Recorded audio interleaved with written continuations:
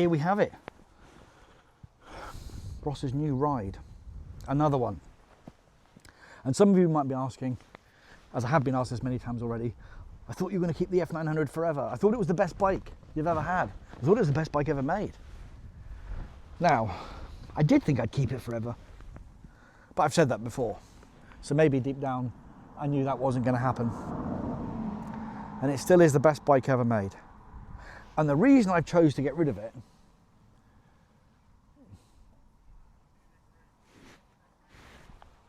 some cyclists, was somewhat by accident. So the bike was on display at Cotswold, and I was at Dick Lovett Motorrad talking to them about when I was going to bring it down. And I happened to ask the sales manager, what's my bike worth? It's 8 months old and 13,000 miles. And they said 6 grand. It's like, fuck, I've only had it 8 months. Here's the original invoice. I think I paid, I'm trying to do this from memory, I think I paid about 12.5 for it. 6 grand. Then the retail manager, Matt, came in and we spoke about the bike, and now obviously it had a fucked front wheel, which was the cheapest I could get it through BMW to have a single wheel, was some people doing me a massive favour, which was still £800-900. Then Fred would have to fit it. It needed an engine service, a 12,000 mile service, which is £645 if done through BMW. If not, Fred would have done it maybe a bit cheaper, but the materials alone were 200 quid. The wrap was fucked after the trip, so it needed a new wrap. That was going to be 1,500 quid. So once we discussed that with the retail manager, the value they gave on my bike was 5.1. And it was going to cost me more than half of that to get it back on the road how I wanted it. And I'm just frankly not going to throw that much money at a bike that's worth that much. Maybe foolish. I owned it, so probably might have been a good thing to do. But also, as you know, I sold all of my kit. And someone asked me, why did you sell all your kit? Why didn't you keep your Moscow luggage, for example? Because in my mind's eye, again, when I bought all the kit, I thought, well, I can keep this forever and it can go on any bike. But a little bit of my thinking on the journey, on the trip, and particularly when I came back, was that owning a motorbike, or any motorbike, or any vehicle a little bit, when you have it to yourself, it's a story that hasn't been written yet. And I felt like I'd written that story. We'd done the exhaust pipe, it sounded great. Then we did all the mods to how it looked. Then we got ready for a trip. Then we did the trip, and I came home, the bike was fucked, and the story was told. So all of the stuff I'd bought to go with that bike, it felt like it was a part of that story. And if the bike's going, then everything else has to go. Now, don't get me wrong, I lost my ass on everything. But to put it in perspective, the bike cost me 12 and a bit thousand.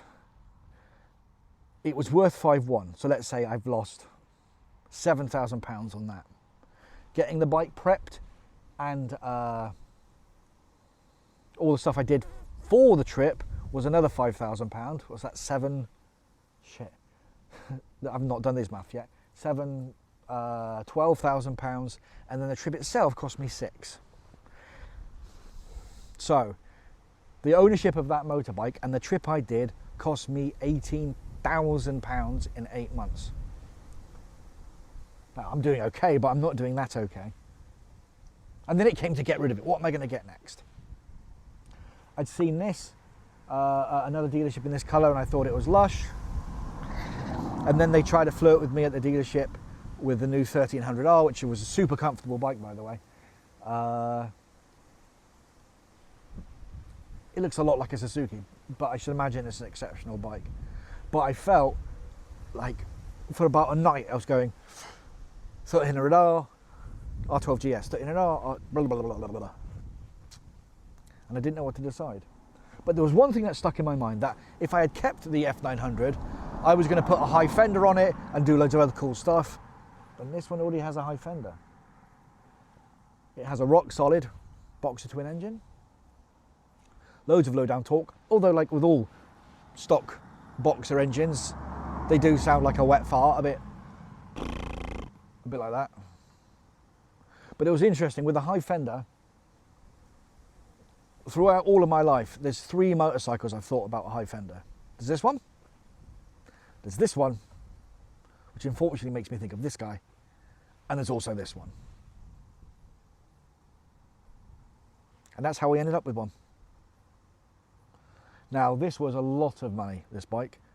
This was 18 grand, I think. 18, 17 grand. I can't remember the invoice price. I will show you in the edit, which is here.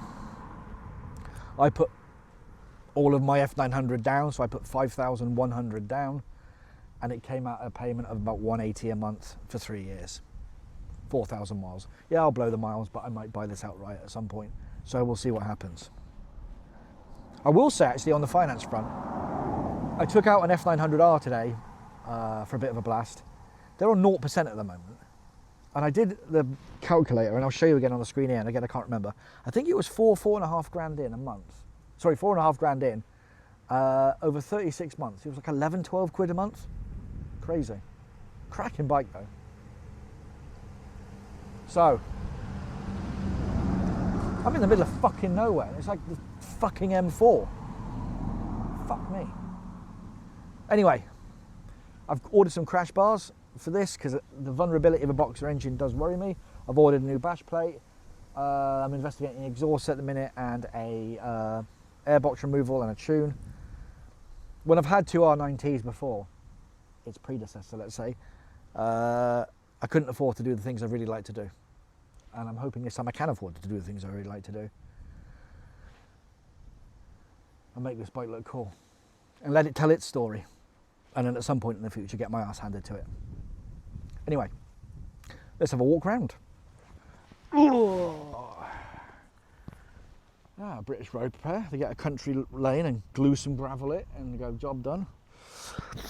So here we have the Sand Rover, which I hate that as a name, colour scheme, but I think it's a gorgeous colour. I first fell in love with this type of colour, as many people did with the Multistrada Enduro in that sandy colour, or that's a lot more textured. This is no texture at all, but very nice. I will say that seat is incredibly comfortable and amazingly grippy. I mentioned before the exhaust sounds terrible. I have seen that Pier City customer talking about making a replacement for that because that's fucking hideous, which will be good. I've taken that peg off, but not the other one because it's the exhaust mount. There is a bracket you can get that to just mount it, but I might change the whole exhaust setup anyway, so I don't want to spend the money.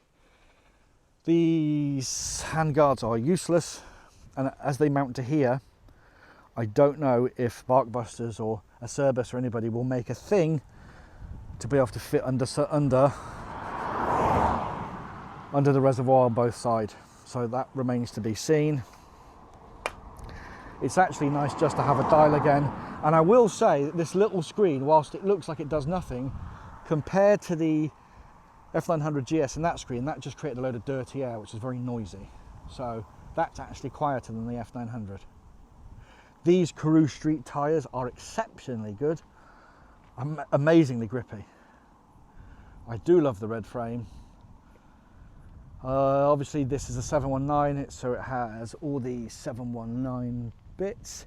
I will say I had these pegs on my 1300GS, and I don't know if you can see, these are incredibly sharp and they're horrible to stand on, they're too narrow. So I have ordered some Enduro pegs which are much more comfortable. I will do some riding videos and some stuff with it, but I still haven't got cameras since I lost them both in the desert. I did put my old mirrors on, the double take ones, which I think will look a bit better. And that's the bike. I have got some vague adventures planned on this. But I will say, after I think now 29 or 30 bikes, I can't remember how many I bought. But, straighten that up, frankly speaking,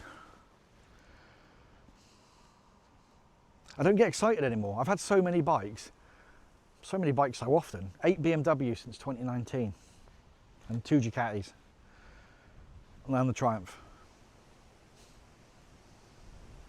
It's just not fun anymore. So maybe this will be the last one for a long time. Who knows? Anyway, with that, if you could hit subscribe, that'd be awesome. Cheers. Oh, before I go, new jacket, John Doe, AAA rated, 220 quid. Very nice. Anyway, hit subscribe. Cheers.